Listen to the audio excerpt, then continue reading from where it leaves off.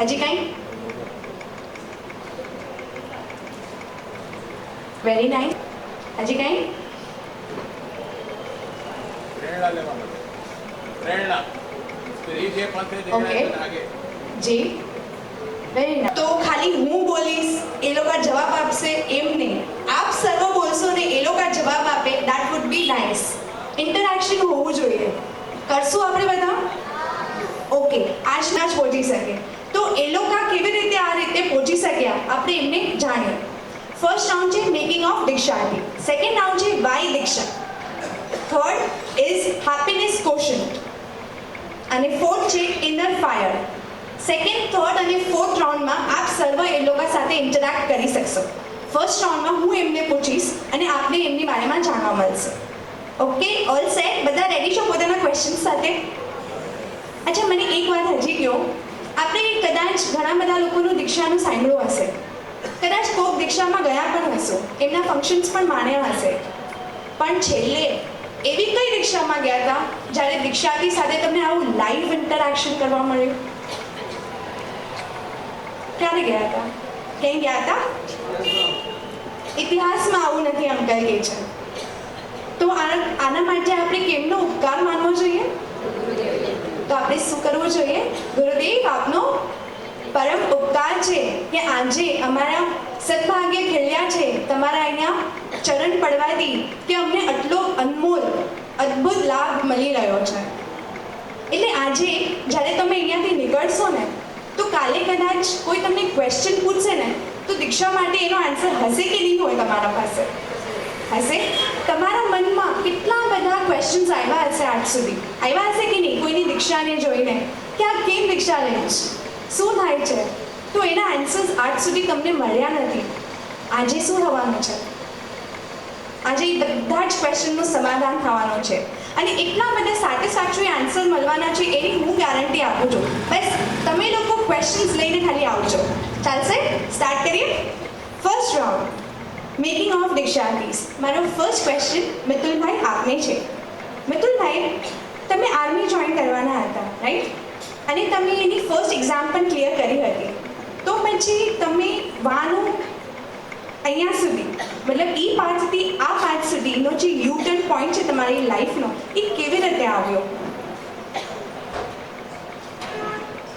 કેટલા લોકોને ખબર છે કે એ આર્મીની એક્ઝામ આપી હતી? કોઈને નથી ખબર?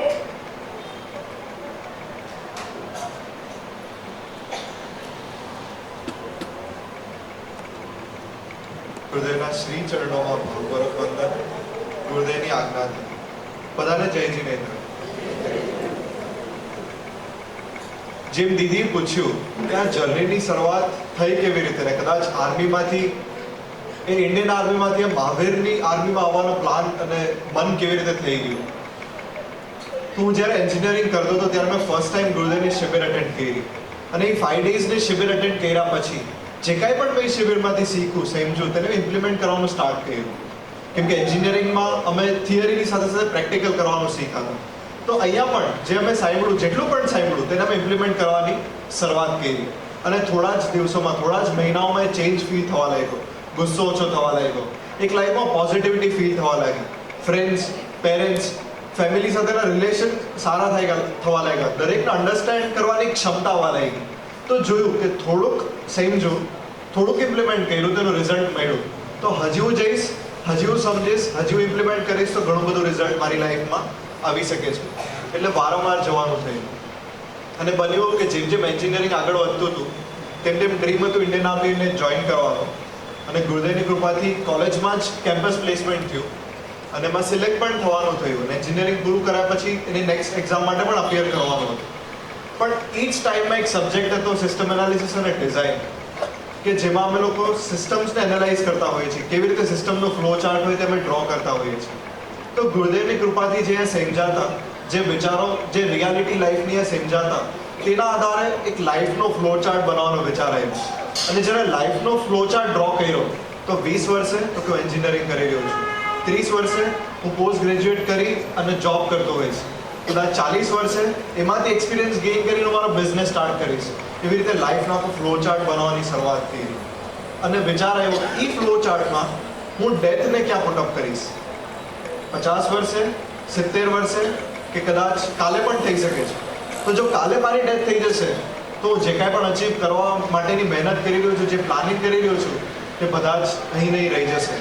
તો મારે કંઈક એવું કરવું જોઈએ કે જે ડેથ પછી પણ કામ લાગતું હોય. અને પાછું ગુરુદેવ પાસે જવાનું થયું, ગુરુદેવ પાસેથી માર્ગદર્શન મેળવું, આપણા સોલ માટે કંઈક કરવું, તે પરમનન્ટ હોય છે. અને ધીરે ધીરે એ ડિસિઝન ઉપર આવ્યો કે ના, મારે મારો મળેલો ટાઈમ, મારી એનર્જી, મારી એફિશિયન્સી, મારી ક્ષમતાઓને ટેમ્પરરી મેળવવામાં નથી લગાડો કે જે એક દિવસ છૂટી જવાનો છે, પણ જે મારી સાથે પરમનન્ટ રહેવાનું છે તેમાં મારે તેને લગાડવી છે. અને આ ચેન્જ આવી ગયો, ટ્રાન્સફોર્મેશન આવી ગયું. એનો ઉપકાર છે ગુરુદેવનો કે તેમને મારો સ્વીકાર કર્યો. કેટલી બધી શિબિર આપણે લોકો અટેન્ડ કરી હશે. એન્ડ 3 years of પૂજ્ય ગુરુદેવ સાનિધ્ય. You used to beautify faces, while now you want to beautify your soul. So how do you feel about it? How would you compare both?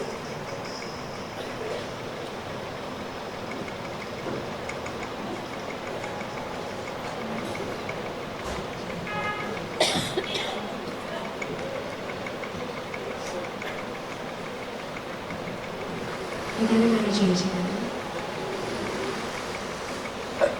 જેમ મેં કીધું કે I was a skin specialist, તો હું બધા સેલિબ્રિટીઝને treat કરતી હતી. એ ફિલ્મી દુનિયા, એ ચકાચોંધ. જ્યારે એ લોકોની ટ્રીટમેન્ટ્સ કરતી ને, હવે ટ્રીટમેન્ટની અસર જેટલી ટાઈમ સુધી રહેતી હતી એટલી ટાઈમ સુધી એ લોકોના લાઈફમાં શું રહેતું હતું? હેપીનેસ. જેમ જેમ એ ટ્રીટમેન્ટની અસર ઓછી થવા લાગે એટલે એ લોકોની લાઈફ જ્યારે પાછો એ લોકોને પોતાનો ચહેરો મિરરમાં જોવે તો એ લોકોને સેડનેસ આવે કે હેપીનેસ? રાઈટ. હવે એ ટેમ્પરરી હેપીનેસ હું કેટલા દિવસ ટકાવી શકવાની?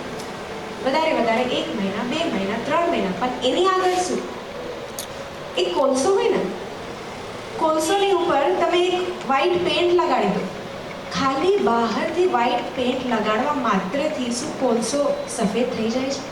એ તો પેન્ટ જે દિવસે ચિપ ઓફ થશે ને પાછો કોલસો કેવો હશે? કાળો ને કાળો. This exact the entire truth મને જ્યારે ગુરુદેવની મેં સીડી સાંભળી ને અને સત્ય સમજાણું તો એ સત્યને હું મારી લાઈફની સાથે રિલેટ કરતી હતી કે હું અત્યારના જે લાઈફમાં કરી રહી છું ને એ આવું જ કંઈ કરી રહી છું કે બહારથી બધાને ટેમ્પરરી હેપીનેસ આપી રહી છું જે ક્યારેક ને ક્યારેક એ પેનની જેમ ચિપ ઓફ થઈ જ જવાની છે. જે દિવસે એ ચિપ ઓફ થઈ જશે ને અંદર એ કોર્સનો જે રીતના કાળો દેખાવા લાગ્યો હતો ને એ લોકોની લાઈફમાં પણ પાછું એ ગ્રીફ આવી જ જશે. So I said why not do something which is more permanent. જે અંદરથી હું જો તમારા લાઈફમાં અંદરથી પ્રસન્નતા આવે ને પછી બહાર કોઈ ટ્રીટમેન્ટ કરવી પડે. અત્યારનો ફેસ કોનો વધારે ગ્લો કરતો હશે, અમારો કે તમારો? કેમ? અમે કાંઈ લગાડ્યું છે? કોઈ પેન્ટ છે અમારા ફેસ પર? બસ.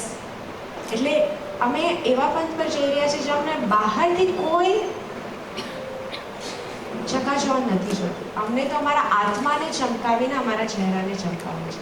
એટલે અમે આ માર્ગ પર આવ્યા છીએ. બહુ સરસ કીધું. આ ઉંમરે આવી ગઈ છે તો આપણા શરણો ક્યારે આવશે? હે પરમાત્મા, હે ગુરુદેવ, આપણે એટલી જ માંગે કે અમને પણ આવું વિઝન મળે અને આવું રીઝન મળે કે અમે પણ ક્યારેક આ પંથ ઉપર ચાલી શકીએ. મારો થર્ડ ક્વેશ્ચન છે ને જિગીશા દીદીથી છે. જિગીશા દીદી, at this young age, at so very young age you are taking Diksha. If we rewind your life few years back, you think that this was destined in your life, that you are supposed to be on this mark, on the way where Gurudev is moving? Basically, as far as I know, you are from Deravasi background, right? So you could have taken Diksha in that field also, right? So how would you like to relate?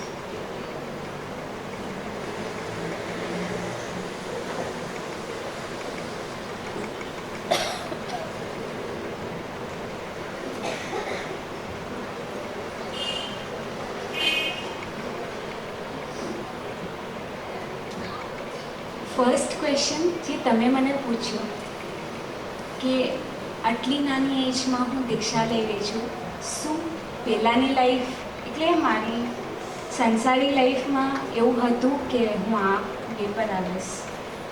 હું એવું માનું છું કે અગર હું આજની તારીખમાં મારી લાઈફ એટલે મારી આઈસ ક્લોઝ કરીને પાછળ જાઉં કે વોટ આઈ હેવ ડન, મેં શું કર્યું, તો મને એવું લાગે છે કે હા, હું આ જ વે માટે બની હતી. હું બહુ નાની હતી ત્યારે મારી મમ્મી મારો હાથ પકડીને મને દેરાસર લઈ જતા. જેવા ભગવાનની પ્રતિમા પાસે પહોંચે ત્યાં જ્યાં બધાના મમ્મી પપ્પા પોતાના બાળકને કહેતા હોય કે ભગવાન પાસે જ્ઞાન માંગો, બુદ્ધિ માંગો, ત્યાં મારા મમ્મી મને કહેતા કે આ આપણો ભગવાન છે, તું એમનો બાળક છે અને તારે એમના જેવું બનવાનું છે. મેં બહુ નાની એજમાં પછી એમ કરતાં કરતાં મારું ભગવાન સાથે વાત કરવાનું બહુ વધી ગયું. મારી પ્રાર્થનાઓ ઇટ્સ એક રિલિજિયસ સ્તુતિ કે એક સ્તવન એવું ન હતું.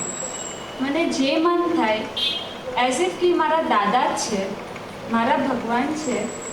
અને એવી રીતે એક દિવસ મેં ભગવાન સામે જીદ પકડી કે એવરી ડે હું જ તારા કેમ દર્શન કરવા આવું, તું કેમ કોઈ વાર મને મળવાનું આવું?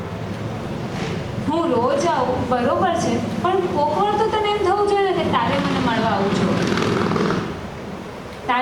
તારા દર્શન મને આપવા જોવે, મારી સાથે વાતચીત કરવી જોવે, હું બોલું તું સાંભળ, એમાં બહુ મજા આવે.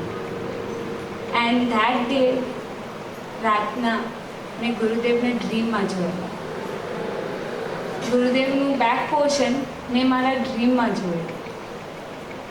અને એ ડ્રીમમાં જે વ્યક્તિ હતું એટલે એક સ્થાનક દેરાવાસી ફેમિલીથી belong born and brought up એમાં હોવાના કારણે સ્થાનકવાસીમાં જવાનું બનતું જ નહીં.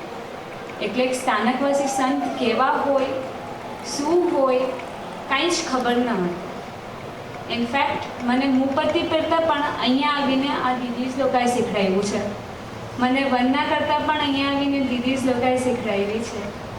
એ ફેમિલી પર્સનને ગોતતા એક દિવસ ગુરુદેવ કોલકાતા આવ્યા અને એમાં મારી ફ્રેન્ડે મને ફોર્સ કર્યો શિબિરમાં જવા માટે.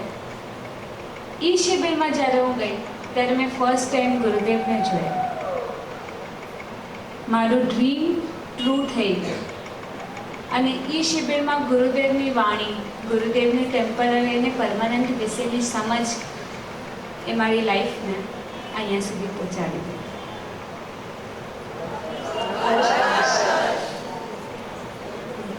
કેટલું સરસ કીધું જિગીશા દીદીએ.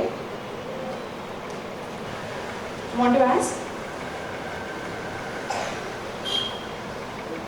હમણાં જ આપણી વાત થઈ હતી કે આ ટોક શો છે, ઇન્ટરેક્શન શો છે, અને બધાએ મસ્તથી હા કહ્યું તું મને કે હા અમે ક્વેશ્ચન પૂછશું.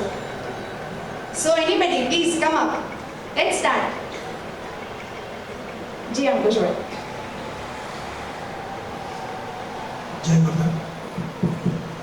સૌથી પહેલાં તો બધા જ દીક્ષાર્થીઓને મારા જય શ્રી કૃષ્ણ. મિતુલભાઈએ જ્યારે ફર્સ્ટ શિબિરની વાત કરી ત્યારે ઇન્સિડન્ટ યાદ આવે છે જ્યારે હું પણ એ શિબિરનો પાર્ટ હતો. અને આજે જ્યારે યર્સ જોઈએ છે તો એવું લાગે છે કે યર્સમાં એ શિબિરમાં અમે બે સાથે જ હતા.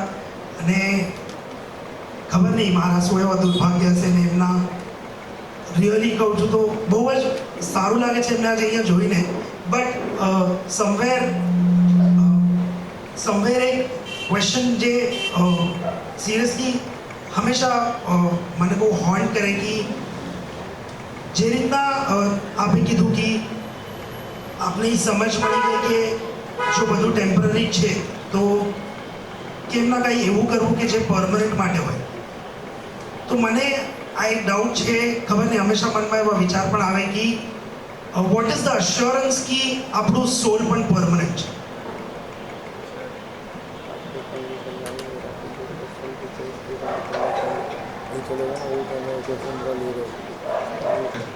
અને હું પણ આ જ ફેઝમાંથી પાસ થયો હતો.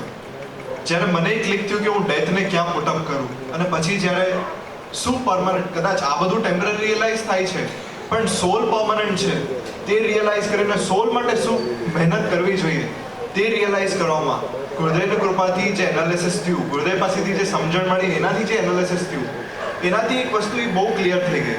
તમે ચેક કરશો, આપણે બધા જ્યારે બોર્ન થયા હતા ત્યારે શું આપણે કેરી કરીને આવ્યા હતા. એ દિવસે આપણે સ્ટાર્ટ હતો, હરેકની લાઈફમાં એક દિવસ આપણે બધા બોર્ન થયા હતા, તો એક દિવસ સ્ટાર્ટ હતો, રાઈટ. તો માનો કે તમે કોઈ રેસમાં પાર્ટિસિપેટ કરતા હો, તો હરેક રેસ જ્યારે હોય તો હરેક પાર્ટિસિપન્ટ એક જ જગ્યાથી સ્ટાર્ટ કરે કે અલગ અલગ જગ્યાથી સ્ટાર્ટ કરે. કોઈક 5 મીટર આગળ હોય, કોઈક 10 મીટર પાછળ હોય, એવી રીતે હોય કે દરેક સેમ હોય, ઇક્વલ હોય, સેમ હોય. તો જ્યારે આપણે બધા જ બોર્ન થયા હતા, શું ત્યારે આપણે બધા જ same situation, same circumstances, same વસ્તુઓ લઈને આવ્યા હતા? આપણે ચેક કરશું તો કે ના. કોઈ બોર્ન થાય છે બહુ રિચ ફેમિલીમાં, કોઈ બોર્ન થાય છે બહુ પુઅર ફેમિલીમાં, કોઈ બોર્ન થાય છે ને એના પેરેન્ટ્સ એને છોડી દે છે, કોઈના પેરેન્ટ્સ એની બહુ કેર કરે છે, કોઈ બોર્ન થાય છે તો એની આંખમાં કંઈ પ્રોબ્લેમ છે, કોઈ બોર્ન થાય છે તો એના હાર્ટમાં કંઈ ડિફેક્ટ છે, કોઈ બોર્ન થાય છે તો એકદમ બરાબર છે, કોઈ બોર્ન થાય છે તો એકદમ જીનિયસ, એકદમ સ્માર્ટ હોય છે, કોઈ બોર્ન થાય છે તો એની મેન્ટલ સ્ટેબિલિટી એટલી બધી સારી નથી હોતી.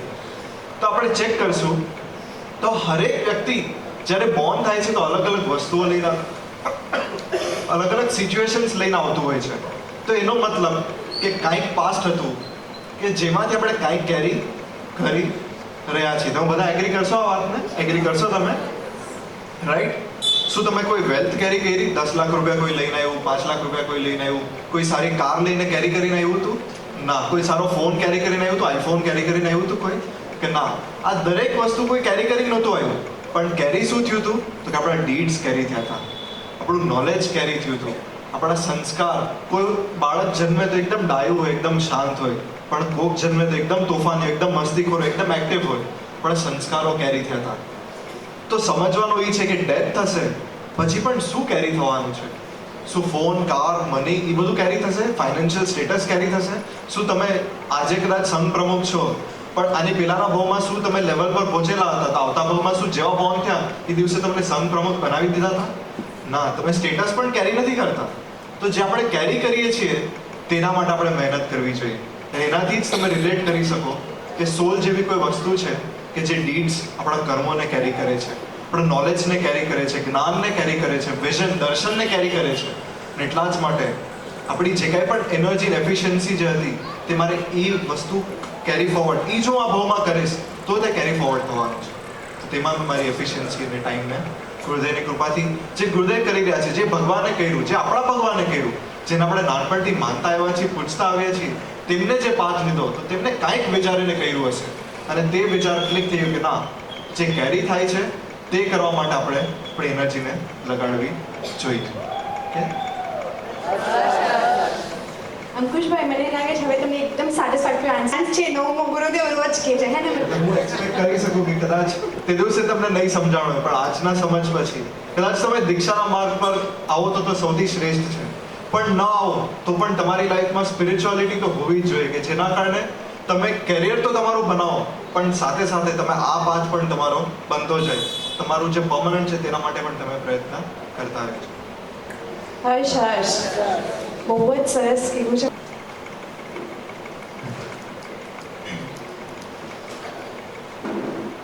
પૂજ્ય કળદેવને મારા ભાવ પર વંદન. પૂજ્ય કળદેવને આનંદ. આ ખાલી આમનો પ્રશ્ન છે કે બધાનો જ પ્રશ્ન છે?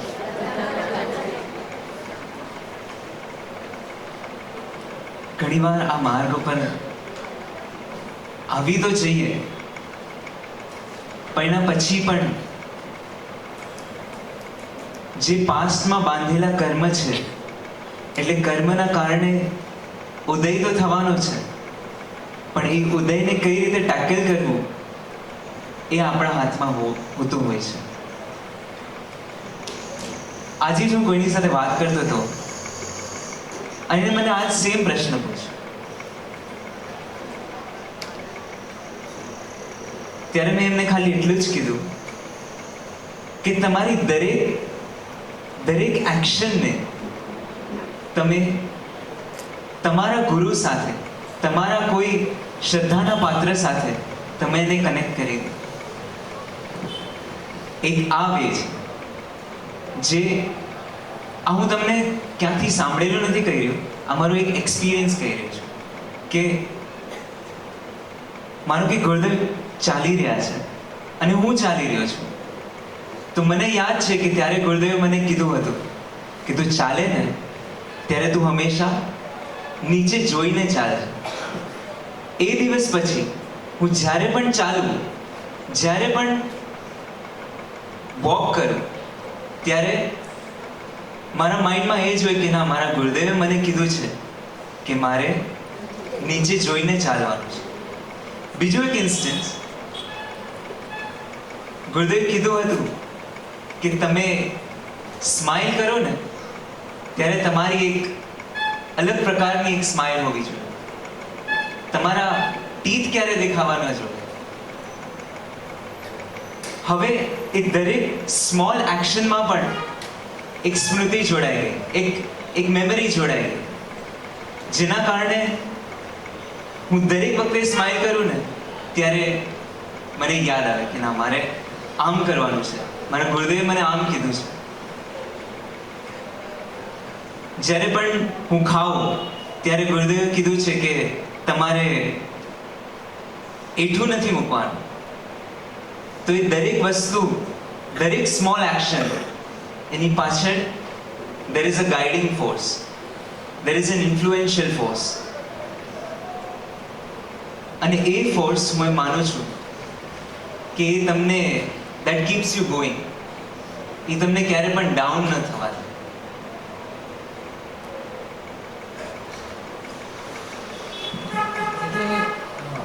એવા કયા ઇન્સિડન્ટ્સ થયા જેને તમને આમ ટફ ફાઇટ, જેને તમને આમ ઓવરકમ કરવામાં તકલીફ પડી, એવો કોઈ ઇન્સિડન્ટ જેમાં એના એ વખતે તમારી થોટ પ્રોસેસ શું હતી અને કયા થોટથી એને તમે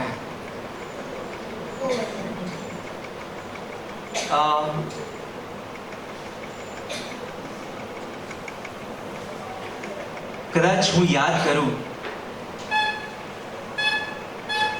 તો એવી ઘણી બધી વસ્તુઓ છે, એવી ઘણી બધી સિચ્યુએશન્સ છે જેમાં આપણે ક્યાંક ને ક્યાંક મિક્સ થઈ જઈએ છીએ. કોઈ વસ્તુ છે, કોઈ વ્યક્તિ છે, કોઈ વાતાવરણ છે. હવે જ્યારે આપણે મિક્સ થઈ ગયા છે ને ત્યારે આપણને આપણું ખબર નહીં, પણ મને એક એ વિચાર આવે, જ્યારે પણ હું કોઈ કપલને જોઉં ને ત્યારે મને એ જ વિચાર આવે કે બિચારા, જેમ એક ડોગી હોય અને એ ડોગીની પાછળ બીજું ડોગી એની પાછળ પાછળ પાછળ પાછળ એના દિવસો કાઢી દે, એવું જ સેમ લાગતું કે એકચ્યુઅલી શું કરી રહ્યો છે, એની પાછળ એનું મેઇન મોટિવ એ તો ફૂલફિલ થતું જ નથી. અને કદાચ કોઈ વ્યક્તિ ગમી પણ જાય તો એ વ્યક્તિ એની એક સ્કિન લેયર કાઢવામાં આવે એના પછી એ વ્યક્તિ કેટલી ગમે. કદાચ કોઈ વસ્તુ ગમી ગઈ તો એ વસ્તુ 10 વર્ષ પછી કેવી હશે, એનું જે એન્ડ રિઝલ્ટ જોવામાં આવે ને તો ઓટોમેટિકલી કોઈ પણ વસ્તુ પ્રત્યેનું અટ્રેક્શન, કોઈ પણ વ્યક્તિ પ્રત્યેનું અટ્રેક્શન એ ઓટોમેટિકલી ડાઉન થવાનું. કોઈ પણ વસ્તુ ભાવતી હોય તો એ કદાચ બોડીમાં જશે, બોડીમાંથી 1 સેકન્ડ પછી જ બહાર કાઢવામાં આવી, એના પછી વસ્તુ કેટલી ગમશે, એ કેટલી ભાવશે. અને કદાચ કોઈ તમને એમ કહી દે કે ના તમારે ખાવાનું છે, તો તમે કેટલું તમે એને તમારા નોઝ પાસે પણ લાવી શકશો? નહીં લાવી શકો. બસ રિયાલિટીનું દર્શન, જેમ જેમ રિયાલિટીઝ ખબર પડતી જાય છે એમ એમ તમે સત્ય તરફ આગળ વધતા જાઓ છો, એમ એમ તમે ટ્રુથ તરફ આગળ વધતા જાઓ છો.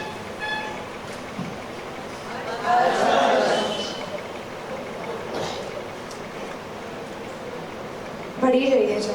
એ જ અખિલભાઈ આપણને સમજાવવા માંગે છે કે આપણે બહુ જલ્દી ભળી જઈએ છે ને એટલે જેટલું પણ શીખેલું યા સમજેલું હોય છે ને એ વેનિશ થઈ જાય છે. અને એટલી જ એ લોકો અત્યારે અહીંયા છે અને આપણે અહીંયા છે. Next question. પૂછી લ્યો આવો અનમોલ અવસર ક્યારેય નહીં આવે પાછો. કોઈ દીક્ષામાં નથી આવતો આવો અવસર. આઈ એમ શ્યોર કે અહીંયા બેઠેલા દરેકના માઇન્ડમાં એક ક્વેશ્ચન તો હંમેશાથી છે, ઘણા વખતથી. આપ સર્વ પ્લીઝ ઓપનલી પૂછી શકો છો. હેલો, મારો પ્રશ્ન મિતુલભાઈને છે. આમ મેજર છે, ડોક્ટર છે, અને નાવ ઇઝ પોસ્ટેડ ઇન પવઈ બોમ્બે. અને એ પણ એને આર્મી જોઈન કર્યું ત્યારે ગુરુદેવની આજ્ઞા લઈને પછી જ આગળ વધ્યો હતો. પણ તમારું પણ ઇન્ટેન્શન શું હોય તો એ જાણવા માટે. તો કે આપણા જૈન અને ગુજરાતી આર્મીમાં 0.1% પણ ન હોય.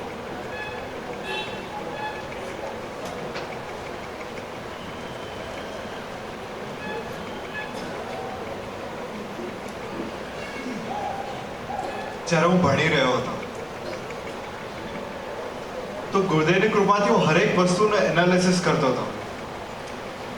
હું વિચાર કરતો હતો કે મારી ક્ષમતાઓ જે છે તેને હું યુટિલાઇઝ તો કરી રહ્યો છું, એના કારણે હું તો પોતાનું અર્નિંગ કરીશ, પણ મારી જે ક્ષમતા છે, મારી જે કેપેસિટી છે, હું જે કંઈ પણ કરી શકીશ એના કારણે બીજા બધા લોકોને કેમ લાભ થઈ શકે. માનો કે એન્જિનિયરિંગ કરીને મને સારી જોબ મળશે, જેમ મારા ઘણા બધા ઓલમોસ્ટ બધા friends R posted on a well settled job, right? તો એના કારણે તેઓ પોતે તો ઓન કરી રહ્યા છે. તેઓ જે કન્ટ્રીબ્યુશન સોસાયટીને આપી રહ્યા છે તે એક રીતે આપી રહ્યા છે. પણ એક એન્જિનિયરિંગ કરીને વ્યક્તિ જ્યારે ઇન્ડિયન આર્મીમાં જોડાય છે તો તે પોતાના દેશને કન્ટ્રીબ્યુટ કરે છે, તે પોતાના રાષ્ટ્રને કન્ટ્રીબ્યુટ કરે, તે એક સોસાયટીને કન્ટ્રીબ્યુટ કરે છે. કે જે સોસાયટીમાંથી આપણે ચેક કરશું, આપણે નાના હતા ત્યાંથી માની લો કે આપણે રોજ જમીએ છીએ, તો રોજ જમવાનું આપણે માનીએ છીએ કે આપણે રૂપિયા દઈને લાવીને લીધું, પણ ના, ડે 1 થી એ ફાર્મરે મહેનત કરી ને ત્યારે જમવાનું બન્યું. એ ટ્રાન્સપોર્ટેશન સર્વિસ હતી ને એટલા માટે જમવાનું માર્કેટ સુધી પહોંચ્યું. એ ગ્રીન ગ્રોસર શોપ હતી ને એટલા માટે જમવાનું આપણા સુધી પહોંચ્યું. તો એક વસ્તુ પાછળ કેટલા બધા લોકોનો સપોર્ટ હોય છે. તો હું પણ કંઈક એવું કરું કે જેના કારણે હું દરેકને સપોર્ટિવ થઈ શકું. અને બસ તે ઇન્ટેન્શનથી હું ઇન્ડિયન આર્મી જોઈન કરવા માંગતો હતો. અને હું એટલું જ કહીશ કે માની લો કે આપણે પણ અહીંયા આવીને જૈનિઝમ, આપણે ધર્મથી ઘણું બધું પામીએ છીએ, ઘણું બધું જાણીએ છીએ, ઘણું બધું શીખીએ છીએ. આપણી લાઈફમાં ઘણો મોટો ચેન્જ પણ આવ્યો છે. આપણા કદાચ અહીંયા બેઠેલા કોઈના ઘરમાં નોનવેજ આવે છે, રોજ સવારે મુરગી કપાય છે, રોજ સવારે લોહી વહે છે ને કિચનમાં નહીં. તો આપણે આ દરેક વસ્તુથી બચી શક્યા છીએ તો ખાલી ઉપકાર છે એ ભગવાન મહાવીર સ્વામીને જૈનિઝમનો. તો આપણે પણ કદાચ અહીંયા આવીએ સાંભળીને જતા રહી ના, આપણે પણ આપણે રિસ્પોન્સિબિલિટીને સમજવી જોઈએ કે જેની પાસેથી આપણે કંઈક મેળવી રહ્યા છીએ તે ઇન રિટર્નમાં આપણે કંઈક ને કંઈક અર્પણ કરવું જોઈએ. એવું જરૂર નથી કે મોનિટરી વાઇઝ, પણ આપણે ટાઈમ આપીને, આપણી કેપેસિટી આપીને, ક્ષમતા આપીને. કદાચ આમાંથી કોઈ સારું પ્રેસ રિપોર્ટર પણ હોઈ શકે છે, કદાચ કોઈ આમાંથી સારું આઈટી ફિલ્ડનું પણ હોઈ શકે છે. તમે કોઈ પણ ફિલ્ડમાં હો, તમે વિચાર કરશો તો હરેક ફિલ્ડમાં હરેક વ્યક્તિ હરેક જગ્યાએ સપોર્ટ કરી જ શકતું હોય છે.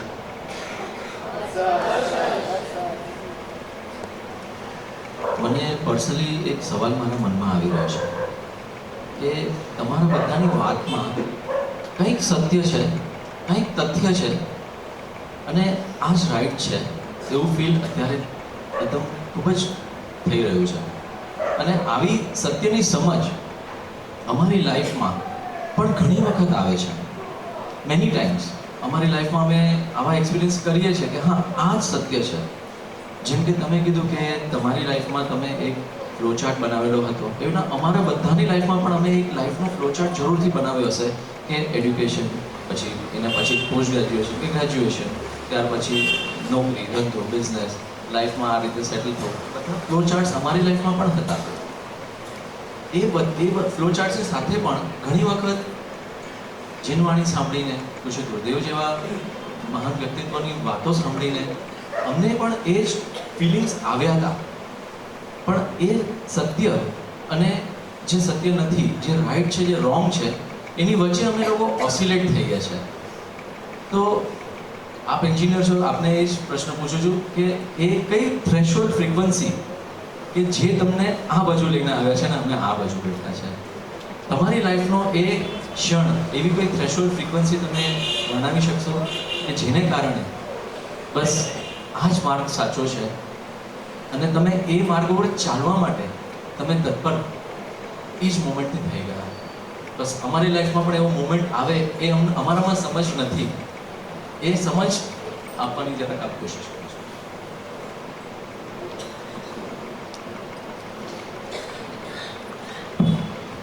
જેમ આપણે કીધું કે જ્યારે પણ અહીં આવીએ છીએ ને સાંભળીએ છીએ ગુરુદેવની વાતને તો મન થઈ જાય છે કે ના મારે આ પાથ ઉપર તો આગળ વધવું જ છે. પણ કદાચ દીદી જેમ હમણાં તમે કીધું કે પાછા જઈએ ને પાછું ભૂલાઈ જતું હોય છે, પાછું ભળી જવાતું હોય છે. તો હું જ્યારે ફર્સ્ટ યરમાં હતો ને તો ત્યારે એક ચેતન ભગત કરીને એક વેલ નોન રાઇટર છે જે બધાને ખબર છે, અને તેને એક સ્પીચ આપી હતી સિમ્બાયોસિસમાં સ્પાર્ક ઉપર, કે આપણી લાઈફમાં સ્પાર્ક થતા હોય છે, એ મુમેન્ટ આવતી હોય છે, અને એ હરેક મુમેન્ટ જ્યારે આવે છે ત્યારે તો એકદમ સ્પાર્ક એકદમ જ ઇગ્નાઇટેડ હોય છે, પણ ધીરે ધીરે કરતાં એ સ્પાર્ક બંધ થવા લાગે છે. તો તમારે એ સ્પાર્કને છે ને મેન્ટેન રાખવાનો હોય છે. એ સેમ વસ્તુ મને ક્લિક થઈ ગઈ કે હું જ્યારે ગુરુદેવ પાસે જાઉં છું, શિબિર એટેન્ડ કરું છું, ત્યારે મને એકદમ ભાવ જાગે છે કે ના મારા પાથ ઉપર આવી જ જવું છે. તો જ્યારે મને જેવો ભાવ જાગતો ને ગુરુદેવને વિનંતી કરતો કે ના ગુરુદેવ એ મુમેન્ટને હું છોડતો નહીં, કે ના ગુરુદેવ મારા પાથ ઉપર આવવું છે, પ્લીઝ મને આજ્ઞા આપો. તો ગુરુદેવ ત્યારે હા કે ના કાંઈ જ ન કહેતા, ખાલી એક સ્માઇલ કરતા, પાછો જતો, પાછો આવતો, પાછો સાંભળતો, પાછો વિનંતી કરતો. જ્યારે પણ ભાવ જાગતો ત્યારે હું વિનંતી કરતો કે ના મારા પાથ ઉપર આવવું જ છે. પાછો જતો, કદાચ પાછો હું મિક્સ પણ થઈ જતો, પણ જેવો પાછો હું સાંભળતો પાછો મને એ મુમેન્ટ યાદ આવી જતી કે ના મારે તો આ જ પાથ ઉપર આગળ વધવું છે. પાછો ગુરુદેવને વિનંતી કરતો, વારંવાર વિનંતીના કારણે એ સ્પાર્ક જાગતો રહ્યો. વારંવાર વિનંતીના કારણે ગુરુદેવને પણ એ ફીલ થયું હશે કે ના આને પણ આ પાથ ઉપર આવવું જ છે, એટલે વારંવાર વિનંતી કરી રહ્યો છે. હું આને જવાબ નથી આપતો એટલી વસ્તુને ના સમજી નથી રહ્યો, પણ એને હા પણ પોઝિટિવલી ગણી રહ્યો છે. એટલા જ માટે વારંવાર વિનંતી કરી રહ્યો છે, અને બસ એ જ વારંવાર વિનંતીના કારણે સ્પાર્ક જાગેલો રહ્યો. અને એના જ કારણે જે દિવસે ગુરુદેવ મને હા પાડી કે હા ઓકે, તે જ દિવસ ત્યારે હું મારા લાસ્ટ યર એન્જિનિયરિંગમાં હતો, તે દિવસ મેં પાછો જવાનો વિચાર જ ન કર્યો. મારી પાસે કપડાં છે નથી, જે કાંઈ પણ છે, મારું કોલેજમાં મારું નામ લખાઈ રહ્યું છે, મારે ત્યાં જઈને લીવ એપ્લિકેશન આપવી જોઈએ, કાંઈ કરવું જોઈએ, મારા પેરેન્ટ્સને મારા ગ્રાન્ડ પેરેન્ટ્સને જઈને કહેવું જોઈએ. ના, ગુરુદેવે હા પાડી દીધી ને, બસ એ ચાન્સને મારે ગુમાવવો જ નથી. અને એ જ મોમેન્ટે ત્યાં ને ત્યાં ગુરુદેવ સાથે ગુરુદેવની કૃપાથી જોડાવાનું થઈ ગયું, પછી આ પાથ ઉપર આવવાનું થઈ ગયું. આઈ હોપ બધાને આન્સર આપણે પણ એટલી પાછળ પાપા ભક્તિ કરતા આ પરમાત્માના પંથને પામી શકે, આ પરમાત્માના પંથને પામી શકે.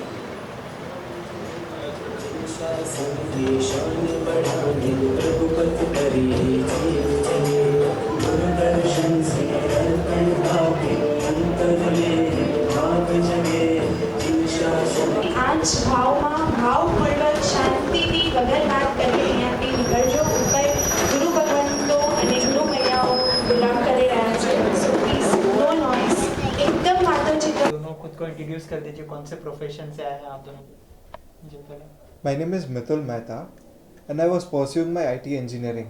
In the last year, with Gurudev's blessings, Rashtrasant Pujya Gurudev Namramuni Maharaj said, I realized that I need to pursue a spiritual career, and so in his guidance I shifted my journey from my engineering to the spiritual path of Jainism, and I started learning Jainism. Since last 4.5 years I'm learning Jainism, and with his blessings and with his krupa, this 14th February 2016, on the Valentine's Day, we are going to become a Jain monk and live a life of Jain ascetic throughout our life. First of all, introduce yourself. What's your name? My name is Akhil Doshi. I'm 22 years old. और जब एक बार गुरुदेव की शिविर में जाना हुआ, मैं पहले तो ऐसा सोचा था कि मैं मेरे डैड के बिजनेस में ज्वाइन करूँगा, जो कंस्ट्रक्शन है, मैं बिल्डिंग्स कंस्ट्रक्ट करूँगा. पर जब गुरुदेव की शिविर में जाना हुआ, क्या टेम्पररी क्या परमानेंट, वो रियलाइजेशन हुआ. और तब रियलाइज़ हुआ कि जितना भी मैं बिल्ड करूँगा, जितना भी मैं बनाऊँगा, पर वो तो अंत में टेम्पररी ही है, जो डेथ के बाद काम में आने वाला ही नहीं है. इसके वजह से जो सोल है, जो परमानेंट है, उसको अचीव करने में अपना समय, अपनी शक्ति बितानी चाहिए. ये कब रियलाइज़ किया कि इस समय पर दीक्षा लेनी चाहिए मुझे?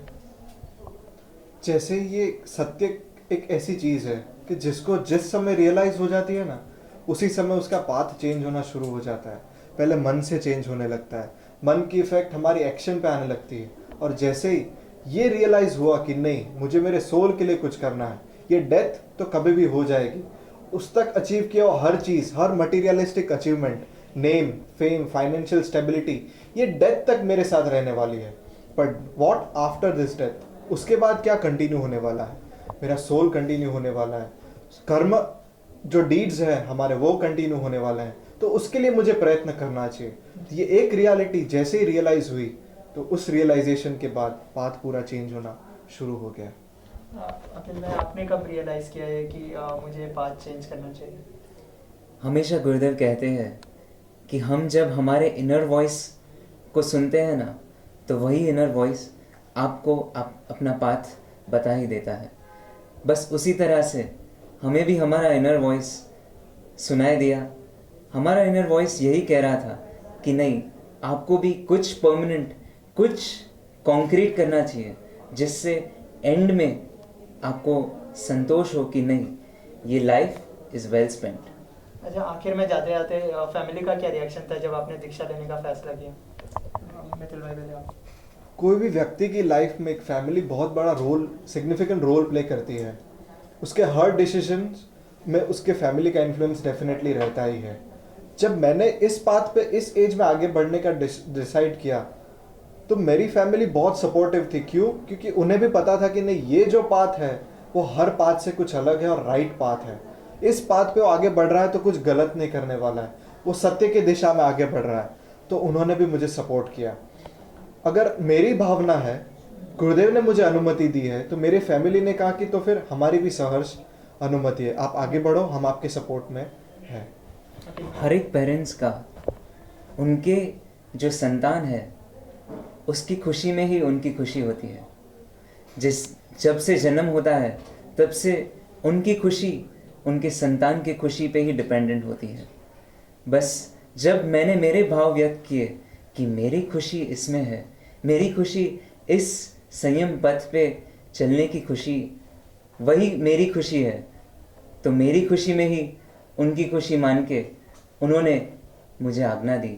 और यही एक लाइन कही थी कि तू जा, इस पंथ पे जा, हम तुझे आज्ञा दे रहे हैं, बाकी का हम देख लेंगे, पर तू जा, हम जो नहीं कर सकते वो आप करके दिखाओ। One last question to you: this, what is the difference between spiritual life and materialistic life? Can you tell me something? Spiritual life में हम जो कुछ भी अचीव करने का प्रयत्न करते हैं वो हर achievement, financial stability, wealth, name, fame, इसी के आसपास हमारे अचीवमेंट्स होते हैं, राइट? जो हर अचीवमेंट हम हैप्पीनेस के लिए करना चाहते हैं। बेसिक एम लाइफ का यही होता है कि लाइफ में मुझे हैप्पीनेस मिले, और उसी के लिए हम सब ये अचीवमेंट्स को पाने का प्रयत्न करते हैं। पर अगर आप देखेंगे तो ये सारे अचीवमेंट्स जब अचीव किए थे तभी बहुत अच्छे लग रहे थे। जैसे मैंने 12th की एग्ज़ाम क्लियर की, मुझे बहुत अच्छे परसेंटेज आए, वॉज वेरी हैप्पी। पर दूसरी टाइम एक मोमेंट शुरू हुई कि अब मुझे इंजीनियरिंग में एडमिशन लेना है, मुझे अच्छे कॉलेज में एडमिशन लेना है, तो उसके लिए एक टेंशन शुरू हो गया, एक चिंता शुरू हो गई। मेरी जो एग्ज़ाम है, मैंने जो क्लियर किया, उससे मुझे अच्छी कॉलेज में मिलेगा कि नहीं मिलेगा। एक अचीवमेंट में मैं हैप्पी हुआ, पर दूसरी मूवमेंट पे उस अचीवमेंट से जो हैप्पीनेस मिली वो ख़त्म हो गई और दूसरी चीज़ शुरू हो गई। तो इससे पता चला कि हर अचीवमेंट ये जितनी भी है वो मुझे टेम्पररी हैप्पीनेस दे रही है, पर इस स्पिरिचुअल पाथ पे जो अचीवमेंट मिलता है, एक संतोष मिलता है, एक पीस मिलता है, एक सेटिस्फैक्शन मिलता है, एक जब भी आप ध्यान में बैठते हैं तो जो शून्यता का अनुभव होता है, वो जो अचीवमेंट जो है वो अचीवमेंट टेम्पररी नहीं है। वो अचीवमेंट चाहे मैं आपके साथ बात भी कर रहा हूँ तो भी मैं उस अचीवमेंट को फील कर सकता हूँ, राइट? तो वो अचीवमेंट परमानेंट है। इससे मटेरियलिस्टिक अचीवमेंट की जितनी भी अचीवमेंट्स है वो टेम्पररी है, और स्पिरिचुअल पाथ पे जो अचीवमेंट्स है वो परमानेंट है, जो हमारे सोल के साथ कनेक्ट होके इस बर्थ से अगले बर्थ तक कैरी फॉरवर्ड होती है। Thank you. Thanks. Thank you. Thank you. Jai Jinendra.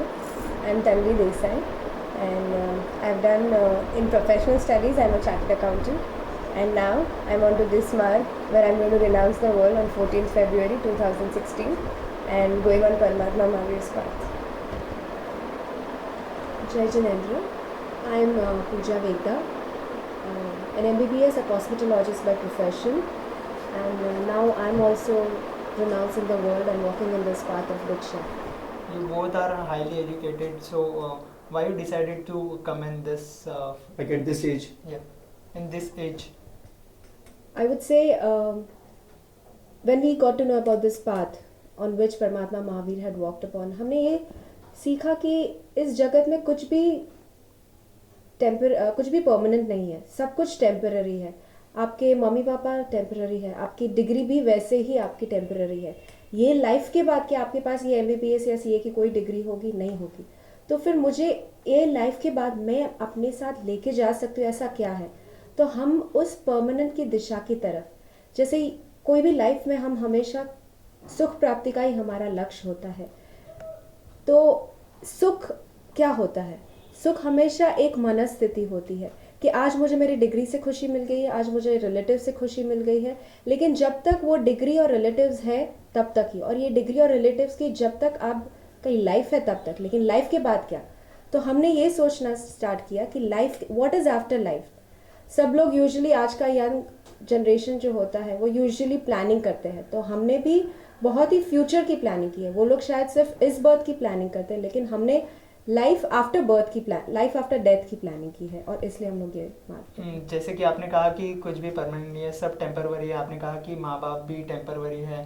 तो ऐसा नहीं लग रहा है कि आप सेल्फिश हो, सेल्फिशनेस आ गया, स्वार्थ आ गया आपका? हाँ. ये सब करने में मैं कहूँगी क्योंकि आप अपने लिए कर रहे हो ये, मॉम डैड एंड या आई टेल यू कि दीक्षा एक ऐसा जीवन है, एक ऐसी जीवन शैली है जहाँ हम लोग, हमारी खुशी इसमें है इसलिए नहीं, लेकिन ये ऐसा जीवन है जहाँ पे हमारे से किसी और भी जीव को दुख नहीं पहुँचेगा ना, ऐसा जीवन हम जीने जा रहे हैं.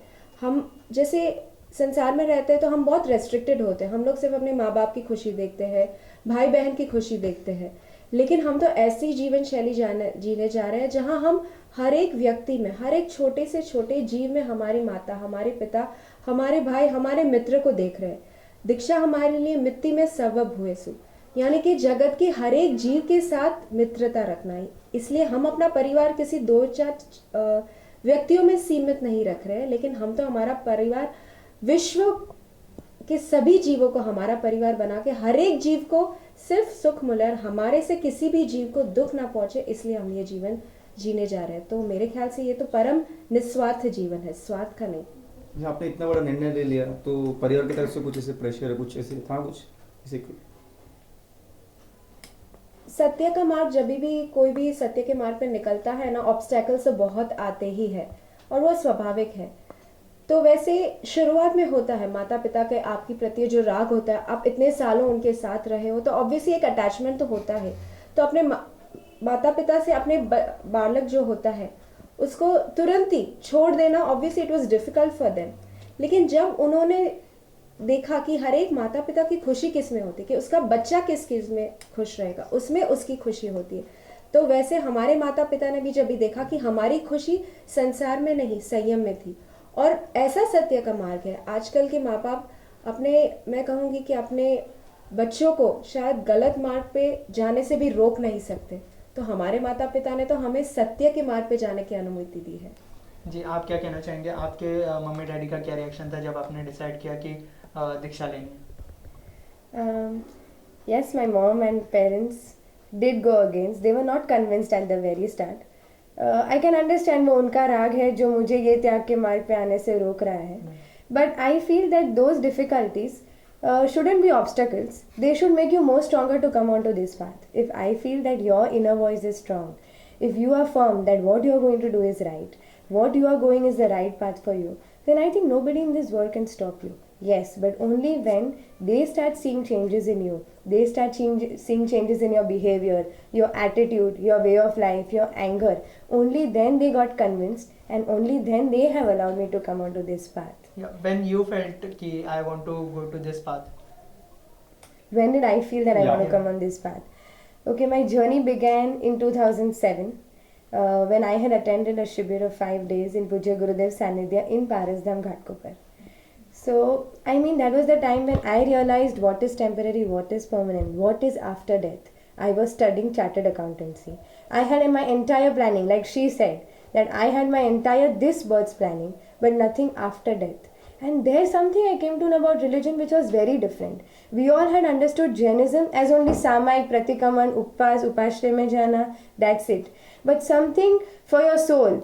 Body alag hai, soul is different. You have to live something for your soul which is going to last with you for years and years to come, and which is going to help you become like God one day, was one vision which I got from Gurudev, which I never heard from anywhere. Or Gurudev ki soch, like Gurudev's approach to religion is more on a spiritual basis. It is more on your art of living, on how you implement Jainism on your current way, and then you start improving yourself. So that is what which really touched me. And then I had joined Gurudev's missions of Arham Yuva group. Through that I was giving seva, and then I got constantly connected in Gurudev's Sanidhya and Satsang. And for me, coming onto this path was a process of 5 long years. Thank you so much. Thank you so much. Both. And lastly, we would like to invite all the viewers. 14th February 2016, Valentine's Day, where we are going to renounce this world, the Shri Jain Bhagavati Diksha Mahotsav, where we 8 youngsters are going to on this path. So we invite you all to join this occasion and grace this occasion to see it and feel it. Where is the venue? In location. Yeah, the location is Kandivali, opposite BCCI ground, Pavandha. Jai Jai.